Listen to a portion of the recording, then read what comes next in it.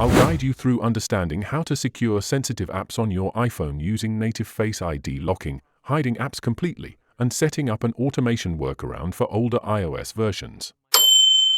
If you're ready, click the like button. Let's get started. If your iPhone is running iOS 18 or newer, locking apps takes just a few seconds directly from your home screen. Locate the app you want to secure on your home screen or app library. Press and hold the app icon until the Quick Actions menu appears. Tap Require Face ID. Tap Require Face ID again to confirm, then complete a quick Face ID scan. Once enabled, opening the app will require a successful Face ID scan.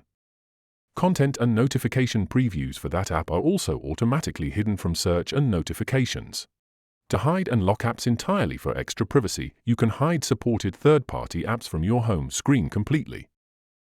Press and hold the app icon. Select Require Face ID, then tap Hide and Require Face ID. Confirm your choice. The app icon will disappear from your main home screen and will be moved into a locked hidden folder at the bottom of your app library, which can only be opened with Face ID.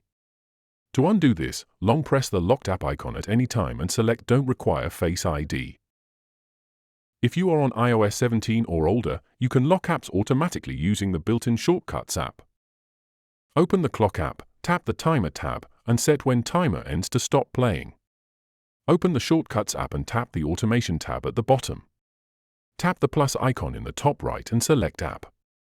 Choose the app or apps you want to lock, ensure is opened and run immediately are selected, and then tap Next. Search for and select the Start Timer action, then set the duration to 1 second. Ensure stolen device protection is turned on in your settings so a passcode cannot easily be used to override your biometric locks. If you have any queries or input, comment below, and I'll respond.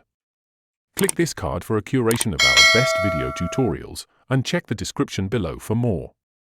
Don't forget to subscribe for more of such educational videos, and thanks for watching.